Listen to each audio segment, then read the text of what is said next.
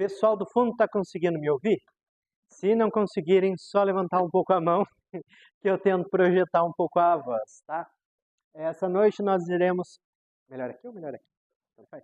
Essa noite nós iremos falar sobre o Evangelho de João e a provocação inicial entre dois Joões. Primeiro que eu descobri que esse aqui que é o plural de João, há pouco tempo.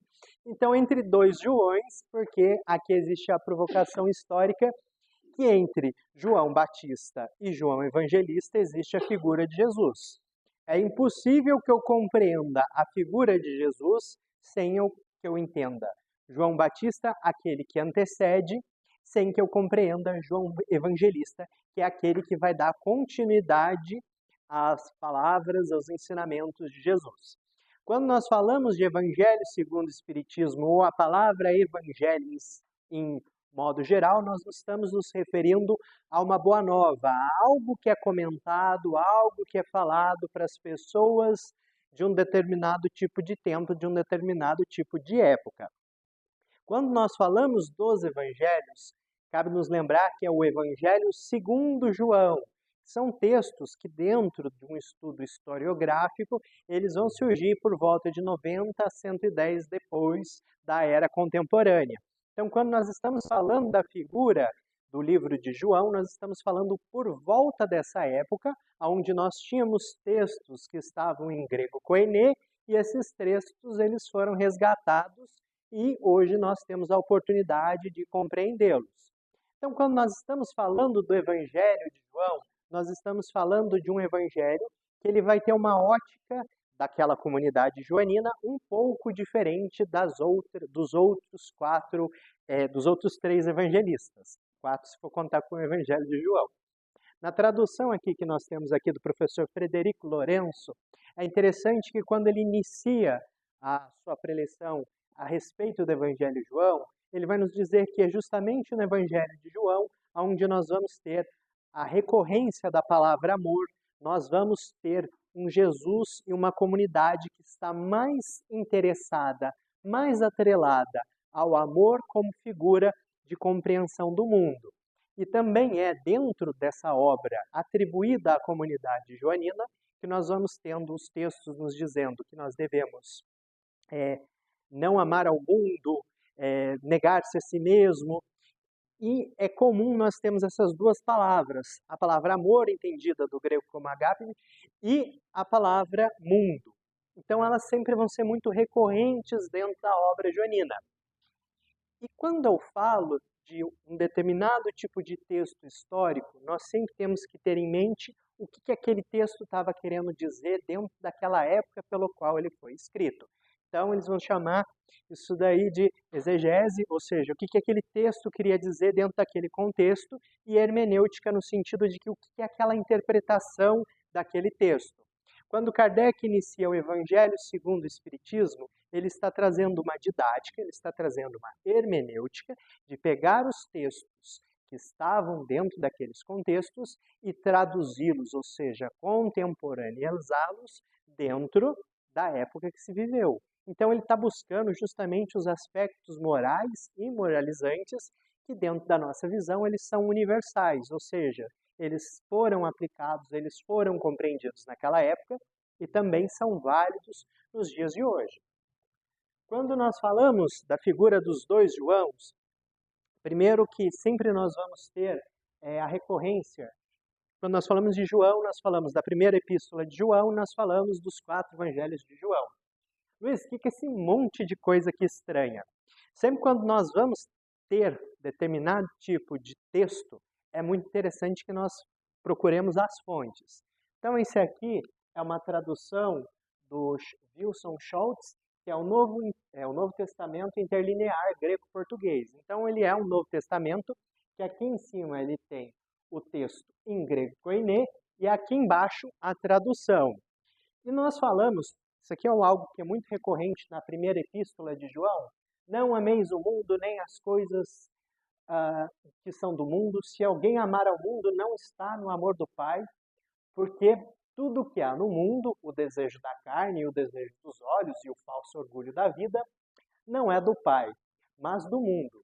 E o mundo passa e o desejo dele, que se e o desejo dele, mas aquele que faz a vontade do Pai permanece para sempre. E qual que é a palavra que ele está utilizando para mundo? Essa palavrinha aqui que nós vamos comentar com ela a posterior.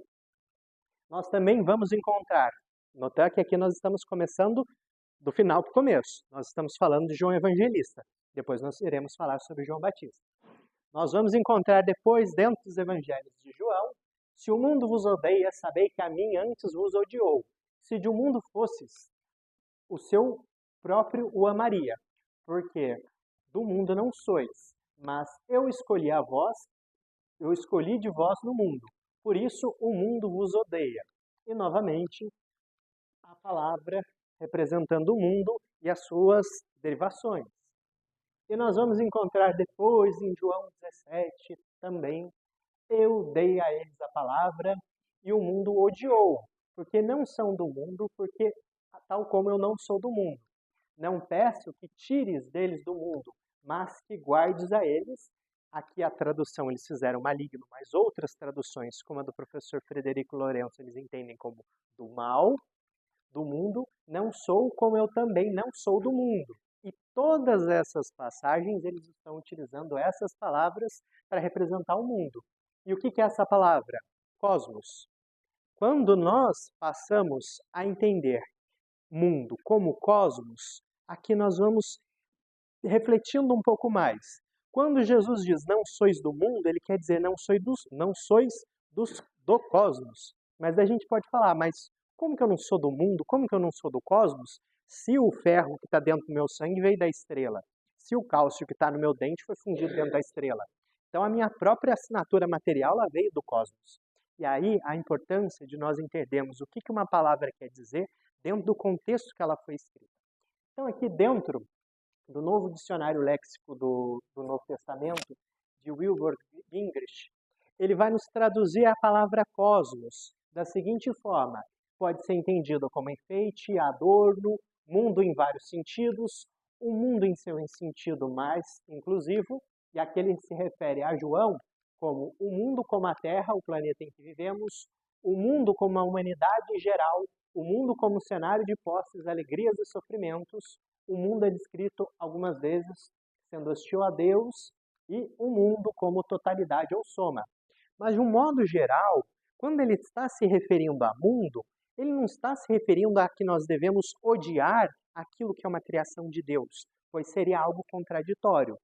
Ele está fazendo uma referência a não amar o sistema pelo qual naquela época se vivia. Aí a importância de sempre nós entendermos o que aquele evangelho quer dizer dentro daquele contexto.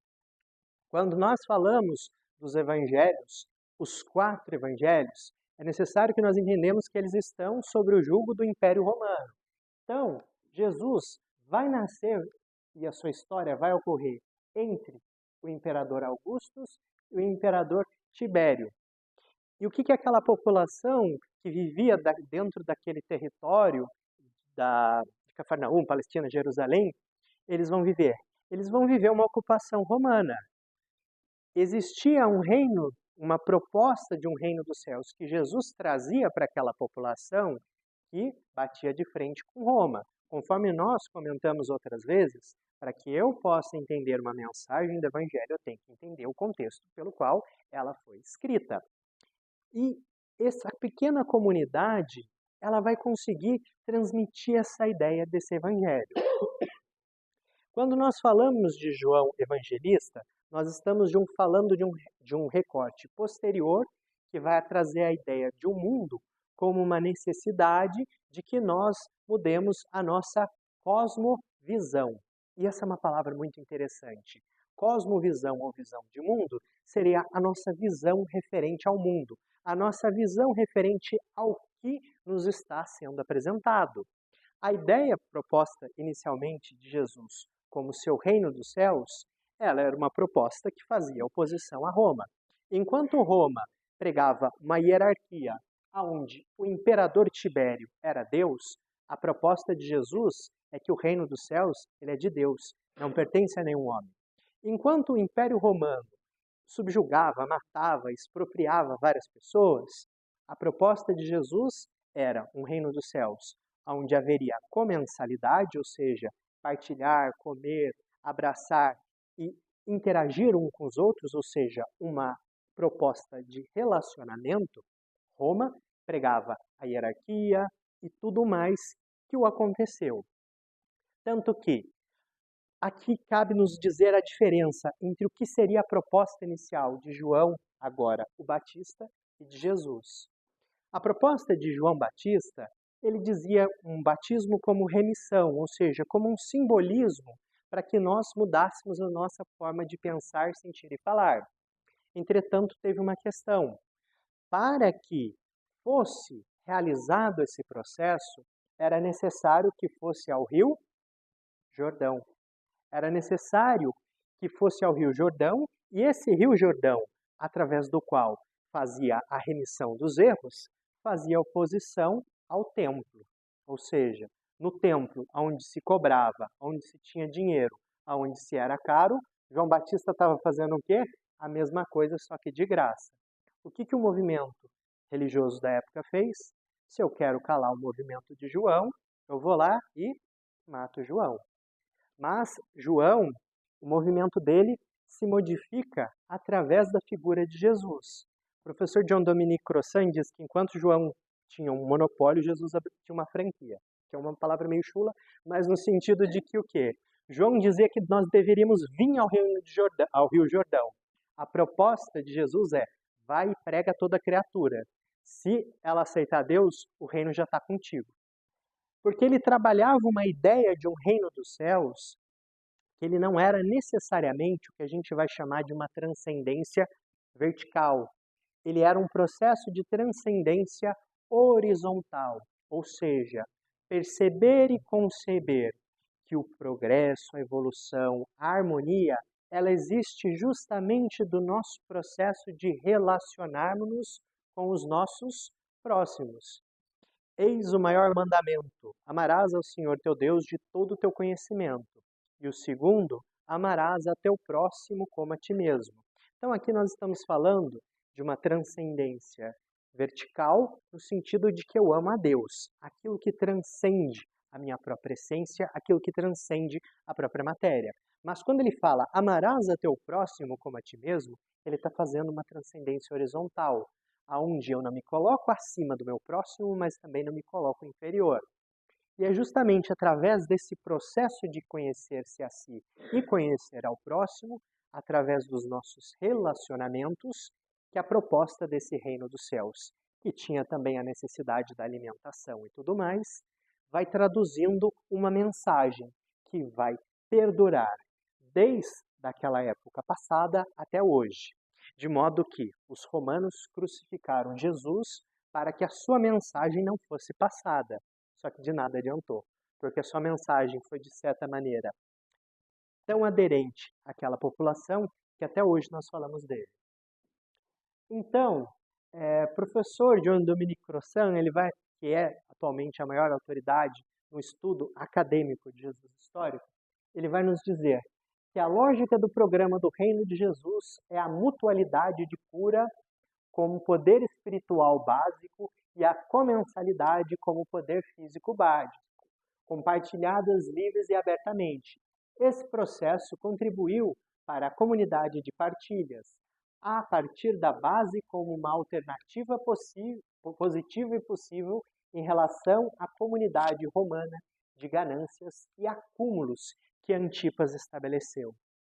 Por que a comunidade joanina está falando? Não se pode amar o mundo, porque não se pode viver como Roma vivia.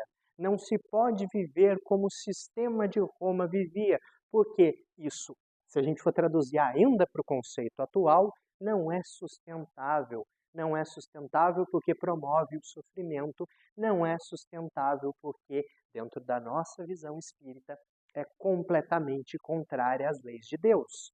Parte dos romanos, eles vão pegar ideia dos gregos, eles vão ter muito da contribuição dos gregos. Entretanto, o que lhes sobrava de conhecimento lhes faltava de compaixão. O que lhes sobrava de conhecimentos científicos lhe faltava de amor. Então é justamente nesse ponto que nós vamos entendermos o porquê. Não necessariamente o conhecimento das coisas representa um avanço moral para o ser humano. Então, dentro do contexto histórico que os evangelhos foram todos escritos, nós estamos falando de um Império Romano, onde havia fome, onde havia doenças, mas aonde Jesus trabalhava a questão da partilha, fazendo uma ideia de oposição a Roma. E a sua ideia de oposição a Roma foi tamanha que Roma, para tentar calar Jesus, o crucificou, mas como nós falamos, a sua mensagem de amor ao próximo ainda continuou. Quando nós falamos da questão de Roma, quando nós falamos da questão do Evangelho, agora traduzindo para uma visão espírita, Herculano Pires, no livro Ser e o Tempo, ele vai nos trazer uma noção muito interessante. Muitas vezes nós acreditamos que o processo de progresso da humanidade, ele é um processo linear, é um processo em forma de linha reta. Afinal, antes da sociedade romana nós tivemos Sócrates, nós tivemos Platão, nós tivemos Pitágoras, nós tivemos uma série de pessoas com um conhecimento elevado que nos trouxeram a ideia do mundo das ideias, e basta que nós lemos o livro dos Espíritos, nos dizem que são aqueles que precederam os ideais espíritas. Se eu tenho uma civilização com esses indivíduos, com essa ideia tão elevada, como que essa ideia tão elevada vai decair por uma sociedade decadente como foi a romana? E aí entra Herculano. Quando nós olhamos o processo de evolução do ser humano, ele não é um processo linear. Herculano vai dizer que é um processo em formato de espiral.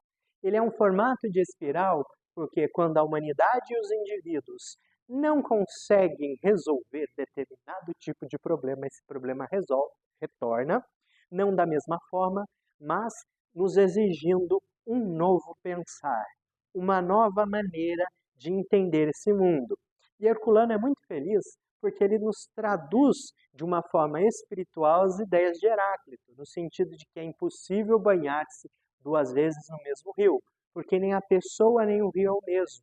Ou seja, eu me modifico e eu modifico o mundo, e modificando o mundo, nós nos modificamos.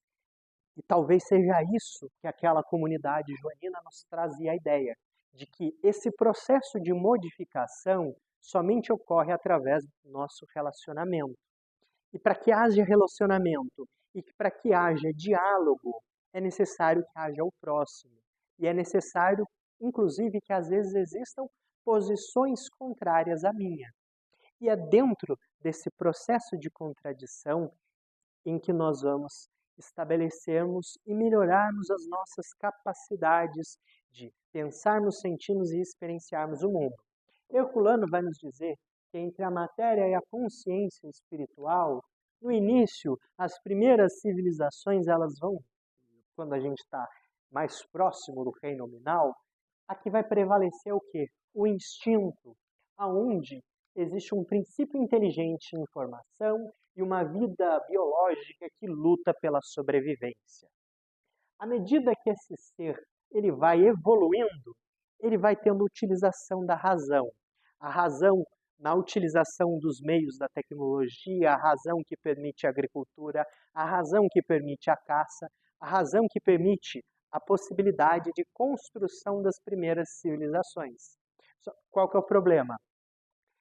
Eu tenho razão, eu tenho capacidade de construir alguma coisa. Entretanto, se eu não tiver uma razão e um desenvolvimento moral, um desenvolvimento ético, existe guerra, e existe uma guerra que ela é o quê? Potencializada. Porque além de eu não estar tão evoluído moralmente, eu tenho a capacidade de perpetuar um poderio de destruição maior. Quando a gente olha a história da humanidade, a gente vai dizer, essa humanidade está perdida. Não existe maneira de salvá-la. Mas quando nós lembramos que o olhar espírita deve ser o olhar para o espírito imortal, nós percebemos que antes de uma consciência espiritual, existe uma consciência moral, e antes dessa consciência moral, a utilização da razão. No meio da razão, O espírito ele domina o instinto e aqui começa a surgir o pensamento reflexivo, a cultura e a arte do saber. E por meio desse processo em que eu entendo pelo qual eu estou fazendo determinado tipo de coisa, o homem desperta a consciência do bem, do dever e da verdade. Evolui pela ética e pela ciência. Aqui começamos a refletir que é justamente isso que nós estamos procurando fazer toda segunda-feira. Refletirmos as nossas ações enquanto indivíduos, refletirmos as nossas ações com os nossos próximos, com os nossos familiares e assim por diante. E mediante esse processo de reflexão em que eu me conheço através dos olhos do próximo, nós vamos nos aproximando de uma consciência espiritual, uma consciência que é a síntese da razão e da moral, do amor universal, da sabedoria e da unidade. E é muito interessante. Paulo de Tarso vai dizer, permanecem três coisas, a fé, a esperança e o amor. Porém, a maior delas é o amor. Não o amor entendido enquanto sentimento, mas o amor entendido enquanto ação. E aqui nós vamos passar para esse vídeo, que nós utilizamos ele no encontro de jovens. Ele é curtinho, e depois nós retornamos ele e finalizamos a nossa conversa de hoje.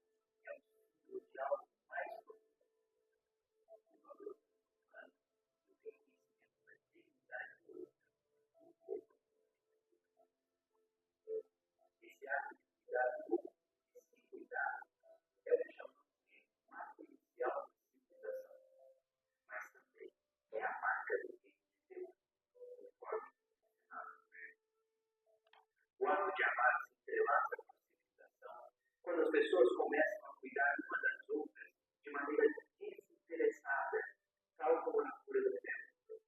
Esse cuidado vai além do mero instinto de sobrevivência, ecoa no mandamento. Amai os outros, eu os amo. João, capítulo 13, versículo 2.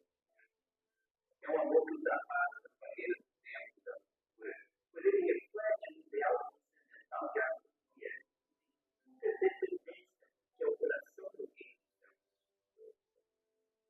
Amar a Deus sobre toda a postura é reconhecer a origem e conhecer o destino de todas as coisas. É o coração transcendental que leva a alma humana ao reino. Esse amor, porém, não se fecha. Ele deve fluir para o mundo, pois amar a Deus significa necessariamente amar e enviou. O amor ao próximo é a concretização do amor de Deus.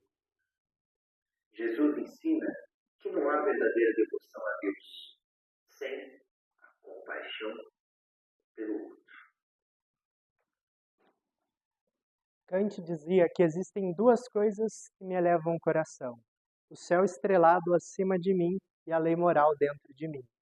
E não existe lei maior do que o amor para com o próximo.